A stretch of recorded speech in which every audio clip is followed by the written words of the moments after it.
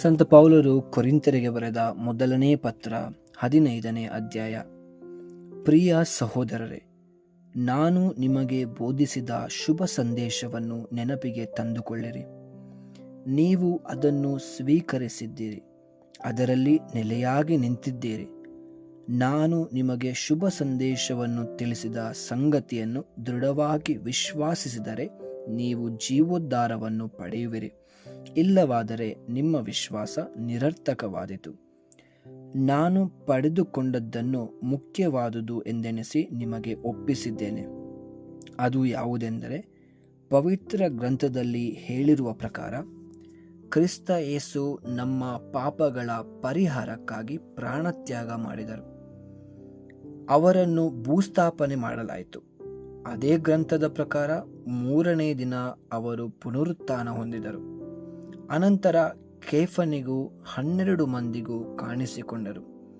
ತರುವಾಯ ಒಂದೇ ಸಮಯದಲ್ಲಿ 500ಕ್ಕೂ ಹೆಚ್ಚಿನ ಮಂದಿ ಸಹೋದರರಿಗೆ ಪ್ರತ್ಯಕ್ಷರಾದರು. ಅವರಲ್ಲಿ ಕೆಲವರು ಸತ್ತು ಹೋಗಿದ್ದರೂ ಬಹುಮಂದಿ ಇಂದಿಗೂ ಬದುಕಿದ್ದಾರೆ. ಅದಾದ ಮೇಲೆ ಯಾಕೋಬನಿಗೂ ಅನಂತರ ಪ್ರೇಷಿತರೆಲ್ಲರಿಗೂ ಕಾಣಿಸಿಕೊಂಡರು. ಕಟ್ಟಕಡೆಯ ದಿನ ತುಂಬುವ ಮೊದಲೇ ಹುಟ್ಟಿದವನಂತಿರುವ ನನಗೂ ಕಾಣಿಸಿಕೊಂಡರು. ನಾನಾದರೋ ಪ್ರೇಷಿತರಲ್ಲಿ ಕನಿಷ್ಠನು, ಪ್ರೇಷಿತನೆಂಬ ಹೆಸರಿಗೂ ಅಪತ್ರನು. ಏಕೆಂದರೆ ನಾನು ದೇವರ ಸಭೆಯನ್ನು ಹಿಂಸಿಸಿದೆನು. ನಾನು ಈಗ ಈ ಸ್ಥಿತಿಯಲ್ಲಿ ಇರುವುದು ದೇವರ ಅನುಗ್ರಹದಿಂದಲೇ. ಅವರ ಅನುಗ್ರಹ ನನ್ನಲ್ಲಿ ವ್ಯರ್ಥವಾಗಲಿಲ್ಲ. ನಾನು ಅವರೆಲ್ಲರಿಗಿಂತಲೂ ಹೆಚ್ಚು ಶ್ರಮಪಟ್ಟು ಸೇವೆ ಮಾಡಿದ್ದೇನೆ. ಅದನ್ನು ಮಾಡಿದವನು ನಾನಲ್ಲ, ನನ್ನಲ್ಲಿರುವ ದೇವರ ಅನುಗ್ರಹವೇ.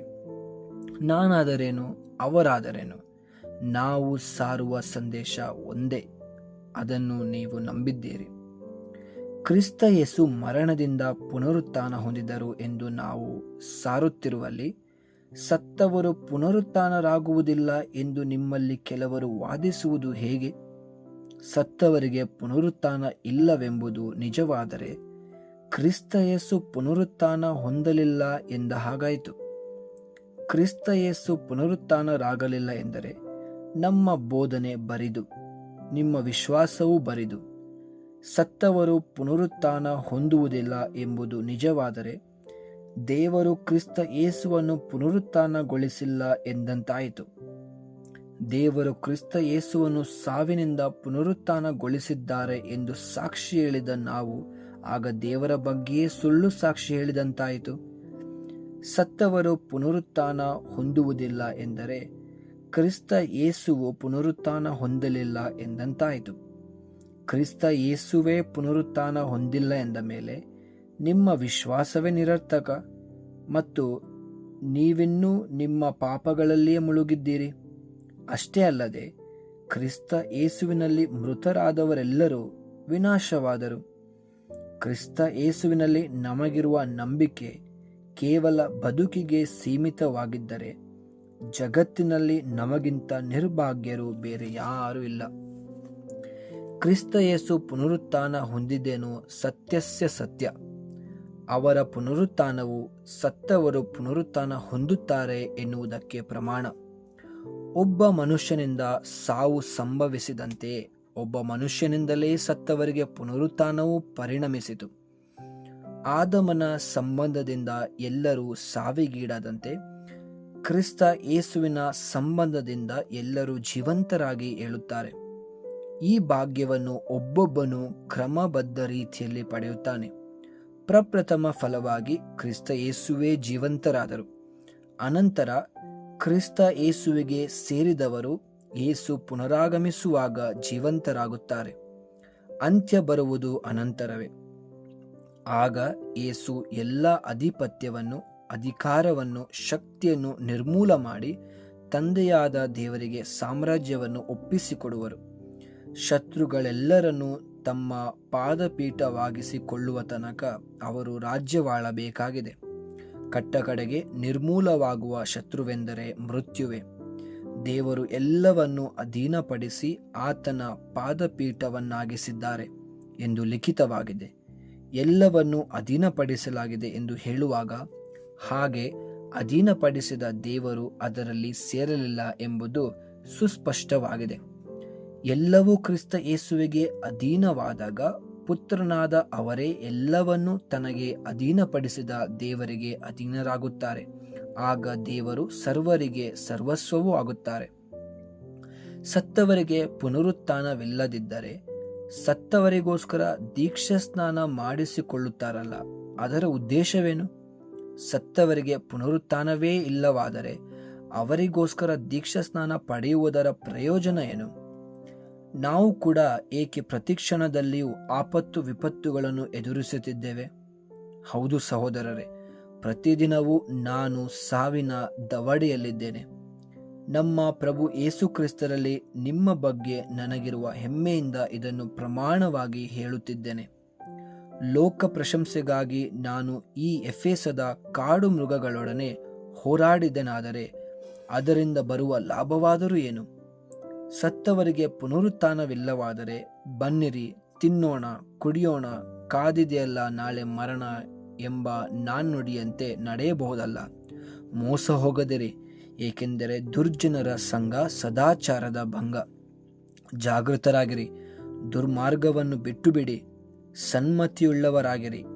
ದೇವರನ್ನು ಅರಿಯದ ಮೂಢರು ನಿಮ್ಮಲ್ಲಿ ಕೆಲವರು ಇದ್ದಾರೆ. ನಿಮಗೆ ನಾಚಿಕೆ ಆಗಲೆಂದೇ ಇದನ್ನು ಹೇಳುತ್ತಿದ್ದೇನೆ. ಸತ್ತವರನ್ನು ಮರಳಿ ಜೀವಂತರಾಗಿಸುವುದು ಹೇಗೆ ಸಾಧ್ಯ?